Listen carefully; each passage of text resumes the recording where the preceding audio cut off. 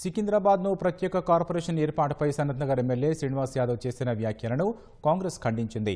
కేసీఆర్ సీఎంగా ఉన్నప్పుడు ఏం చేశారని పీసీసీ అధికార ప్రతినిధి ప్రశ్నించారు. కేటీఆర్ మున్సిపల్ శాఖ మంత్రిగా ఉండి ఎందుకు సికింద్రాబాద్ మున్సిపల్ కార్పొరేషన్ ఏర్పాటు చేయలేదని నిలదీశారు.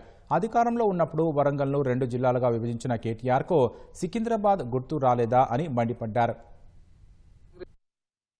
సికింద్రాబాద్ పేరు మీద తలసాని శ్రీనివాస్ యాదవ్ గారు అదేవిధంగా BRS party working president Secunderabad పేరును తప్పుదారి పట్టించే ప్రయత్నం వారు చేస్తా ఉన్నారు.